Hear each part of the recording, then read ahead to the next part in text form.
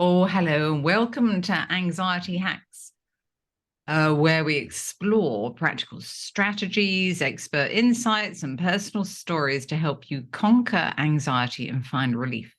So, I'm your host, Kate Hudson Hall. And before we begin, I wanted to let you know about my book, Anxiety Hacks. The audiobook is out now, and it's on all the major platforms. So, if you were interested, just hop on over to whichever platform you prefer and check it out. So now let's move on. I'm excited to have our guest, Leslie Martinez, who is a certified master life coach, as our guest here today. Now, Leslie holds a degree in sociology with an emphasis in marriage and family and has an extensive experience in program facilitation and curriculum development for children. She's brought her experience of her coaching and teaching practice, helping her clients overcome anxiety, reach their goals, and walk confidently in their God-given purpose. In her podcast, Leslie shares practical tips and techniques for managing anxiety and stress, inspiring her listeners to move to a more fulfilling life. And the podcast is called Your Joyful Order. Start chasing joy. So let's dive in and learn some anxiety hacks from Leslie Martinez. Welcome, Leslie. Thank you so much, Kate. It's truly an honor to be here. I am so appreciative that you asked me to come onto your podcast and share. Yes, it's fantastic to have you here. So let's begin with, oh my gosh, your experience with anxiety. So probably about like 8 to 10 years ago, I had what I did not know at the time was anxiety. I had a lot of symptoms of having anxiety attacks, my heart palpitations rising, feeling faint and sick and nauseous. And I kept having these spells like kind of come upon me. And I went to the doctor because it started getting very, very common. And it was revealed to me then that my doctor was like, I think you're suffering from anxiety. What's going on? Oh my And God. as most doctors would, they talked to me, kind of walked me through a few things and wanted to put me on medication. And at that time I didn't feel like medication was really for me. I was like, let me kind of learn a little bit about what I'm going through, learn about what are some triggers for me also, and let me see if I can combat this without having to be on medication. And I am an advocate for medication if people need it. Please, listen to your doctor. But for me, for Absolutely. what I felt that my body needed, I'm like, I want to see if this is something that I can kind of tackle on my own. And I just really started researching like what were my triggers, what were things that were causing me anxiety.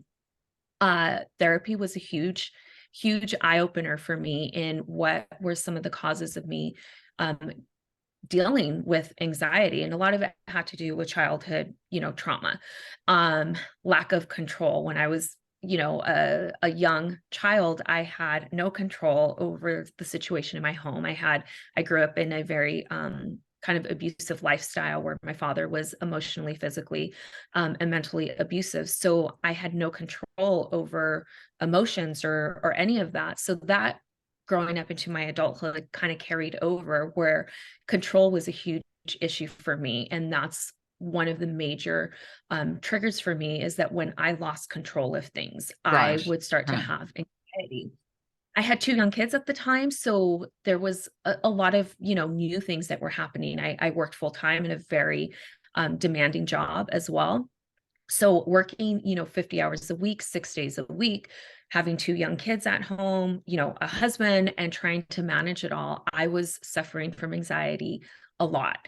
And I had to Well, kind of, absolutely. And Leslie, also, trying to, be in control of all of those different avenues, your mind must have been racing consistently the whole time. yes, I was having anxiety attacks probably at least once a week during that time. Oh my And gosh. that's when I finally was like, something's wrong with me, and I had went to the doctor, and they, told me what was going on. And they were very quick though, which was kind of a red flag for me, like very quick, like, oh, you want me to write you a prescription? And I'm like, wait a minute. Is it that easy to get a prescription? And I'm like, no, let me kind of figure this out, like, and I had the prescription, I just never got it filled because I felt like, let me see what I can do about this. Like, clearly I had to make some lifestyle changes. I knew and understood that. For me, I will say the number one component really truly to learning how to deal with my anxiety was truly my faith. I will say that was the number one thing. My faith, and really truly just getting close to God and really realizing that, hey, this is really just giving it to God. Like, I don't have control of my life. I have to give it to God. The next thing is I started to, as I started to go to counseling and talk to people and researching anxiety, there were really simple things that I started to implement. And at first I used to think, like, how is this going to impact me? Like, this is stuff that's just so, very simple, almost like minute kind of. It's just like, oh, this isn't like really going to help. But as I started to learn and kind of follow people that were dealing with anxiety. And as social media became bigger and more, people being a little more transparent on social media started to share things. They started sharing simple things of how journaling, and that was something that a counselor of mine had shared, is like, why don't you start journaling? Why Yeah. don't you start writing things down? Me being a teacher too, I am an initial planner. Like, we plan an entire years of lesson plans and curriculum for our kids. I could Yeah. easily Yeah. plan an entire year of lessons for my students, like with my eyes closed. But when it came to planning things for myself, like, I struggled. And I almost like didn't know that I was allowed to have personal goals and desires of myself, especially as a teacher, and as a mom. It's like, well, any goal or desire that I have, it's going to be for my children. Yeah, and that's such a good It, point, isn't it? When we have children, we're just so focused on them and helping them to guide them and doing whatever they need. exactly. And We just get left behind. And no exactly. nurturing for us. It's all about the children. And not only did I have two biological children of my own, I have, you know, hundreds of other students that I Yeah. am responsible for, which I say that they're my children also as a Oh, yeah. teacher. So my goal is to get these kids through a school year, and making sure that they advance to the next grade and that they achieve all of their goals. And, as a teacher, I take pride in knowing that my students excel, because if they do well in my class, that means I'm doing well as a teacher. So I take it to heart, just my students and their personal goals, but I didn't take to heart my own personal goals. So I started to realize that things needed to shift, that I needed to create personal goals for myself. I needed to have personal time for myself, and I needed to not feel guilty about it. When my kids were little and I took personal time for myself, I had that mom guilt that, oh, I shouldn't be waking up an hour early to work out, because I should be waking up an hour early to spend time with my kids, because I'm not going to see them all day. Or just the mom guilt, of, there's so much to do in such little time. How could I be selfish and take time for myself? But I quickly started to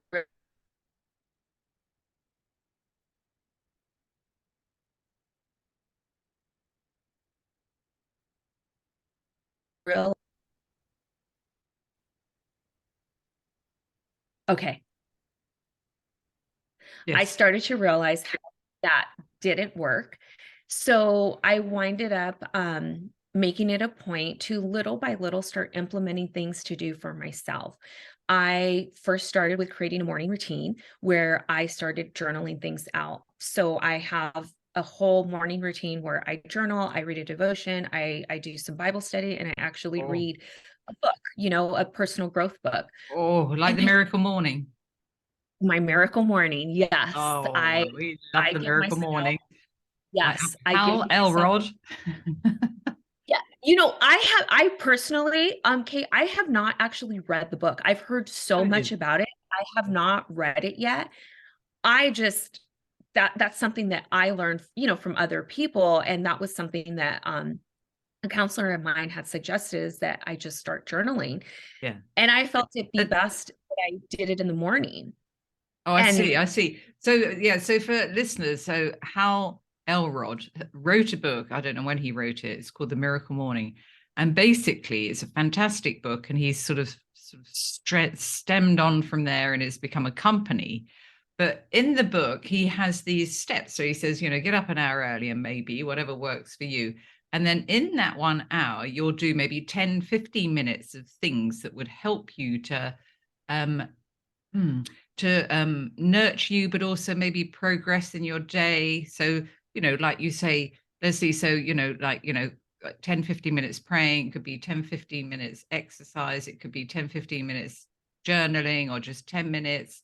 It could be maybe, 10, 15 minutes meditation, mindfulness.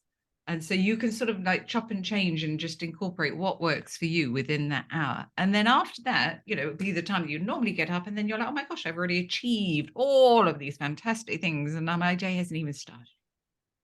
yes, and like it, I mean, it really is a miracle morning, because the days that I don't have the time to do that, there are times that my alarm, didn't go off, or I slept through it, and I don't get up that hour early.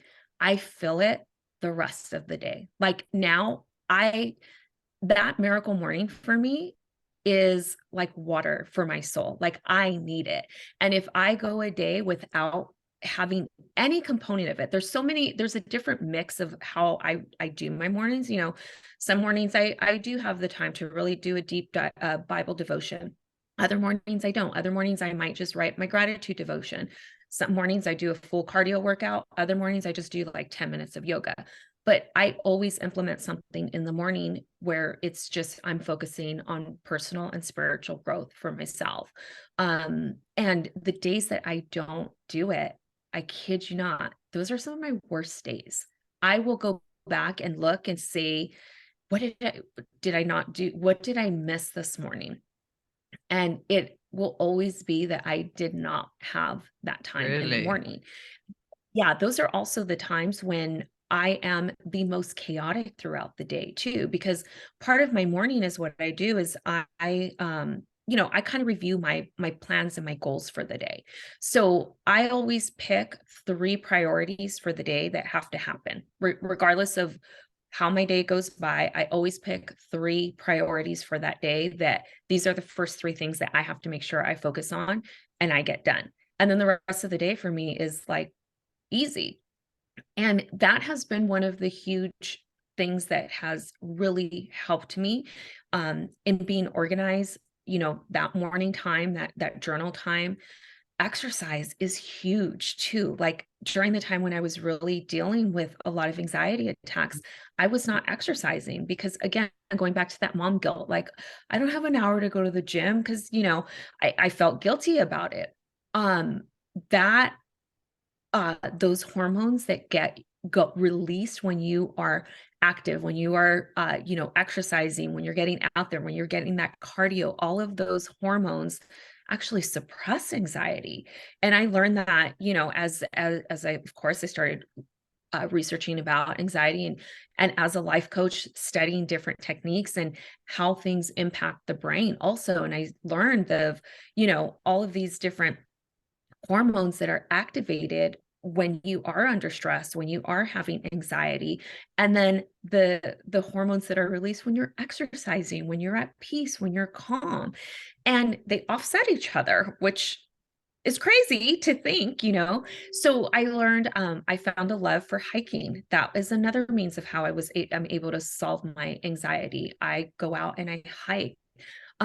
But a couple of key things that I really want your listeners to know is how simple things can be. Like one thing that I have coached my clients that are struggling with anxiety and just really kind of overwhelmed in general. Yeah. Anxiety comes when you are overwhelmed and when you have a lack of control. And part of what causes us to be very anxious are when we have what are called open loops. And I learned this from a book that I read called Redeeming Your Time by Jordan Rayner. And I want to give him the credit, because when I read this and I started to teach this to my clients, it was a game changer. And so we have what are called open loops in our brain. And it's when our brain is constantly looping all of the things that we have to do. We go down our to-do list. I've got to send an email to so-and-so. I have to go and shop for this. I have to pick up dinner. I have to plan dinner. I have to, oh yeah, by the way, I have to put, hang this picture up on the wall for my kid. Or right now I have a list going on in my head of things to do for my son that's graduating. And we have these open loops that repeat, that are constantly looping and looping and looping in our head. And they cause us to get anxiety. They cause us to stress out. They cause us to not sleep at night because we're laying in bed and those open loops are just on repeat over and over and over again. So we have to learn how to close those open loops that are going on in our head. And it's by nature. All of us have those open loops that are constantly going, because our mind is trying to keep those tasks in our head so that we don't forget them. So we keep looping them over and over and over again. Mm. And what we have to do is we literally just have to write them down. Get them, create some type of system, whether it be a physical planner where you're, writing them out, a digital planner, a list on your phone, a Google Calendar is great. Giving you a task list also. So very simple things that allow you to take the open loops out of your head and onto a piece of paper or onto your phone in digital format. And believe it or not, once you have a system created where all those open loops are in one place, the open loops stop playing in your mind. They really shut off in your brain. And at any given time, that, hey, I closed that open loop because I put it in my reliable system. Let me just point out, it does have to be a reliable system that you have in place. Finding a random post-it in your car, or last week's Yeah. mail that you found, writing it down. It's not a reliable system. You have to create a reliable system. And that's where I said, everyone has their phone, a notes page on your phone, or set up a Google Calendar and create those task lists where it's reliable for you to go and have access to at any given time. You're not going to look for that random post-it you wrote down in your car as you were driving, and say like, hey, where is it? That's not reliable. That open loop is still going to play in your brain. So you have to find reliable systems that you are going to dump those open loops onto, and then you can come back to them. But those open loops will close in your brain, Yeah. and you don't have to keep repeating them over and over again. And it allows your stress, your anxiety levels to, suppress a little bit, because you have a reliable system that's in place. I'm a planner, I have a teaching background. So teachers are planners. I have so many different planners. I have different forms of planners. And I had to rely on my planners, not just for my work life, but for my personal life. And that was Right. something that I was not doing. I wasn't utilizing the systems that I had in place for my classroom. Wasn't utilizing them for home. And that was where I started to, have severe anxiety attacks, because everything was playing off in my And then head. once you started to, write it in your journal, in your planner, then what happened? So I knew that I needed to create a system. Now, it wasn't all in just writing everything down and poof, my anxiety was gone. No, I had to create a system. It started with that miracle morning. It first started with journaling and really just letting not just my thoughts, but my emotions and my feelings, getting that down, being grateful for things, starting homing into my faith and really growing my faith with God, and trusting him to deal with a lot of this stuff.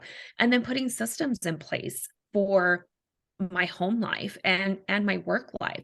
Yeah. So utilizing things like the planners, making sure that I write things down. Communication is key too, making sure that I was communicating effectively with my family, with my husband, with my spouse. Things as simple. Now, your audience might be like, "Oh, Leslie, you're crazy. This can't be that big of a game changer." But hey, I will tell you, besides my faith and writing things down, the next huge game changer for me was meal planning. Believe it or not, something as simple as meal Yeah. planning, I would get so much stress and anxiety thinking of what do we have for dinner tonight? What do I have to create for dinner? And I'd think like, okay, I have some chicken, maybe I could do this or that, but oh, do I even have this in the pantry? Because I wasn't thinking about dinner until I was driving home from work. I wasn't planning. And then I get home and I look what's in the pantry and I'm like, oh, well, I can't make that because we're missing this because I didn't get a chance to go to the market. Like it just turned into a huge stressful event. And then we resorted to eating out because that was the easy thing. So what I started doing was, so we on Sundays, my husband and I, we sit down and we plan our entire week out, including our meals. We do it individually. We used to do it together, but now we got the routine down, like, like it's seamless now. So we do it really quick. We might run things by each other and then it's really simple. But it started off where my husband and I would sit down for an hour together on Sundays. We would plan our meals for the entire week. And then we would go to our shopping apps.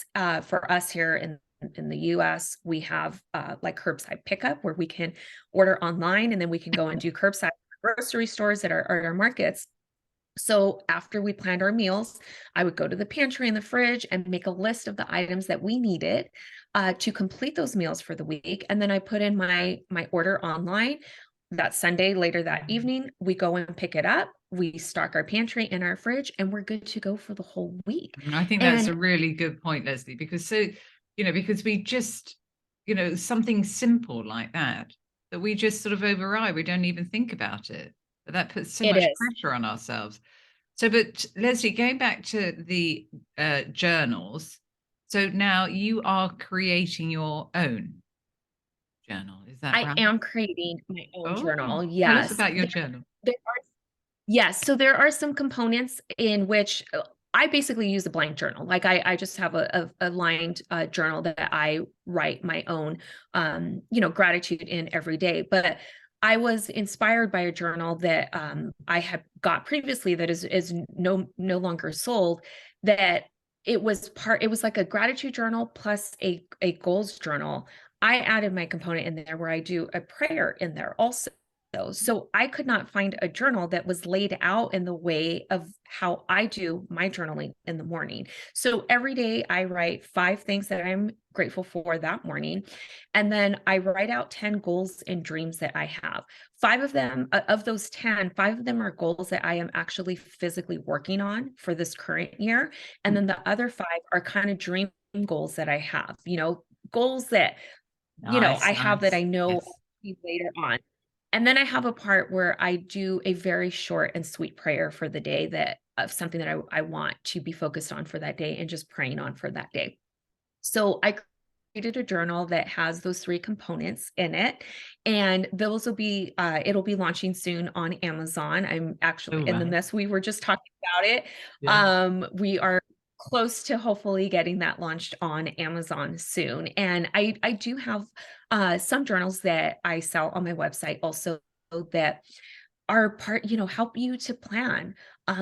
Meal planning is a big thing. I actually sell a great meal planning little notepad that has a little magnet that you just stick on your fridge it's on my fridge all the time. And that's what we use every week to, write out our meal Oh, plan. right. Okay. Yeah. Yeah. So I do have So I do have quite a few resources that are definitely resourceful for listeners and that I have my clients use also, my coaching clients, because the simple act of writing things down, people do not realize how important it is. And I want to I want to touch on this really quick too, because although I do have a Google Calendar and I'm digital, I am very much and I still really preach a lot about the importance of writing things down. And this just goes to me as a teacher, because when you actually write physically down, your mind has to basically trace out the letters. And there's a whole like brain cognition thing that goes on when you actually physically write things down versus just plugging it into your phone. Plugging it into Absolutely. your It's with phone, goals, isn't it? It's writing out your goals. And then you're writing much out more your likely goals. to focus if you actually physically write it out rather than on the computer or Yes. wherever else. Yes. And that goes with things that are important to you that you want to remember. So I keep a physical planner, one that I write in, and then I keep my digital planner as well. And there's the whole brain connection thing that is very important, that allows your brain to remember these things and make them a priority. And that's why writing things down, I preach and teach that a lot, because there's a significant importance on the brain connection that your brain makes with those goals and those important things. And Yeah. that's why Yeah. for me, like writing my gratitude and my prayers down every day, it's important that I write them down physically, that I'm not typing them out. Yeah. Yeah. So Leslie, so you're working as a life coach, and do you work online?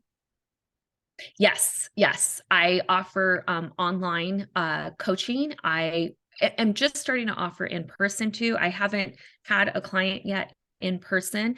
I also teach right now, so I am actually taking a lot of these life coaching techniques into the classroom and working with students in classrooms on really just learning simple Yeah. techniques Yeah. that, And like, so, I wish in high school I had access to a life oh coach. yeah, yeah, no, absolutely. Yes.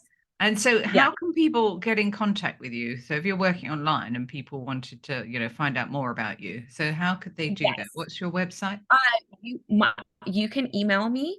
I can be reached at lmartinez@yourjoyfulorder.com.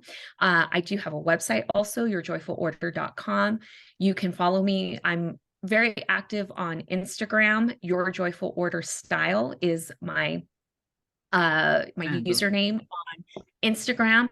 And then at any time, you can actually get a free 30-minute coaching call with me. I offer free 30-minute coaching calls to any new clients. And I have a whole kind of questionnaire that I send out before to make use of our 30-minute coaching call, to kind of see really what I can help you with in those 30 minutes. And believe it or not, I have helped a lot of people in that short 30-minute period of a few game changers that Yeah, has yeah. impacted. Yeah, so I do offer free 30-minute coaching calls. You can email, or Kate will list all of my information in the show notes, but you can contact me any of those ways so that you can set up a free 30-minute coaching call. Yeah. Oh, Leslie, gosh, well, thank you so much for all this relevant, such helpful information. So Thank thank you. you very much for joining us. I was so excited. Again, such an honor to be here. And I really hope that your listeners can take just some of the simple tasks, but the key point is to actually do it. Yes. That's all you got Yes. to do. You got to implement it and do it, and you will start to see the difference for sure. Absolutely. You've got nothing to lose.